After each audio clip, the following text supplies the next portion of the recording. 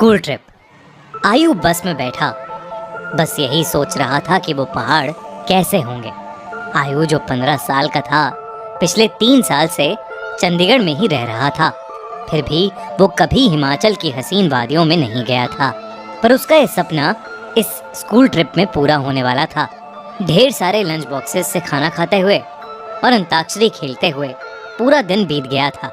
वो शिमला पहुंचने ही वाले थे कि पता नहीं कैसे उनकी बस, जो कुछ मिनट पहले एकदम ठीक चल रही थी, उसमें से धुआं निकलने लगा। रात बहुत हो चुकी थी और बच्चे साथ में थे, तो सब टीचर्स ने मिलकर फैसला लिया कि वो पास में ही एक होटल के अंदर रुक जाएंगे और सुबह मैकेनिक को बुलाकर बस ठीक करवा कर शिमला के लिए वहाँ से निकल जाएंगे।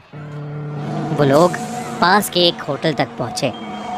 वो होटल दोनों तरफ से बड़े बड़े पेड़ और पहाड़ों से घिरा हुआ था। सब टीचर्स ने बच्चों को होटल में अलग अलग कमरों में बांट दिया और डिनर के बाद सब सोने चले गए। आयु को अपने 2 दोस्तों अमन और रोहन के साथ कमरा मिला था और वो बहुत खुश था क्योंकि वो दोनों उसके काफ़ी अच्छे फ्रेंड्स थे। आयु, अमन और रोहन जब कमरे में गए तो कमरे की खिड़की से उन्हें जंगल के बीचों बीच एक झील दिखाई दी। उन सभी को याद था कि कैसे पिछली स्कूल ट्रिप पर रात में 2 बच्चे ऐसे ही झील पर निकले थे और वो स्कूल के सबसे पॉपुलर बच्चे बन गए। तो उन तीनों ने भी प्लान बनाया कि इस बार वो भी कुछ कारनामा करेंगे। उन्होंने सोचा कि वो होटल से छुपके से निकल जाएंगे और उस झील पर जाकर फोटो खींचकर वापस आ जाएंगे। जैसे ही होटल का गार्ड सो गया, वो तीनों निकल गए। झील दिखने में तो होटल से ज़्यादा दूर नहीं लग रही थी, पर वो तीनों करीब आधा 1 घंटा झील की तरफ चले जा रहे थे और जंगल का रास्ता था कि ख़त्म ही नहीं हो रहा था। ठंड बहुत ज़्यादा बढ़ चुकी थी और उस सुनसान जंगल में उन तीनों की ठंड के मारे हालत ख़राब हो रही थी। उन्होंने अपना फ़ोन चेक किया तो उसमें सिग्नल नहीं था। तब उन्हें लगा कि उन्हें झील का प्लान कैंसिल करके वापस होटल चले जाना चाहिए। अपने फ़ोन की फ्लैशलाइट के सहारे वो वापस होटल का रास्ता ढूंढने लगे। रास्ता ढूंढते ढूंढते अमन और आयु, जो रोहन के थोड़ा आगे चल रहे थे, जब पीछे मुड़े तो उन्होंने देखा कि रोहन वहाँ था ही नहीं।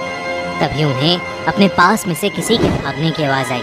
वो बहुत घबरा गए, पर क्योंकि वो रोहन को अकेला नहीं छोड़ सकते थे तो उन्होंने उस कदमों की आवाज़ का पीछा किया। वीरान और घने जंगल के बीच वो उन कदमों की आवाज़ों का पीछा करते गए, जो कुछ मिनटों बाद बंद हो गई। रोहन उनको अभी तक नहीं दिखा था और अमन और आयु अब बहुत ज़्यादा डरने लगे थे। लेकिन तभी उन्हें ऐसी आवाज़ आई कि मानो कोई ज़मीन खोद रहा था। वो धीरे धीरे उस आवाज़ के पास गए और झाड़ियों के पीछे से उन्होंने देखा कि और कोई नहीं बल्कि रोहन ही जंगल में एक गड्ढा खोद रहा था। उन्होंने डर के मारे रोहन को पुकारा। रोहन उनकी तरफ मुड़ा और उन्हें गुस्से से भरी आंखों से देखने लगा।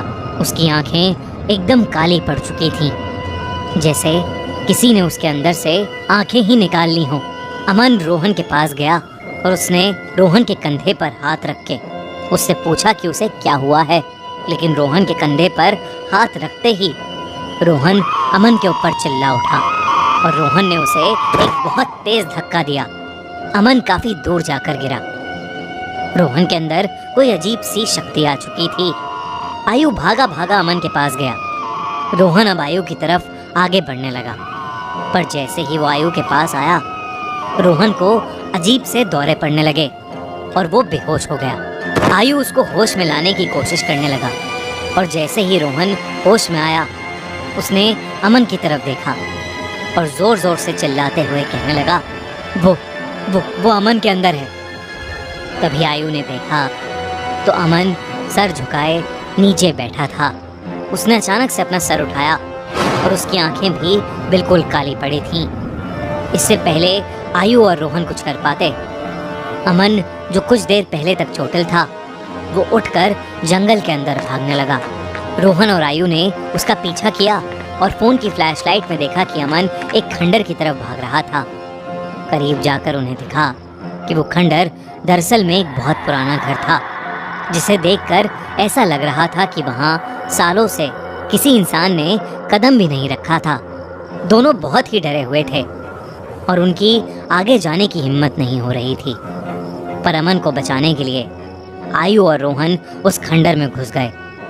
ऊपर के एक फ्लोर से उन्हें एक आवाज आ रही थी। वो उस आवाज के पास पहुंचे तो जो उन्होंने देखा उस पर उन्हें विश्वास ही नहीं हुआ।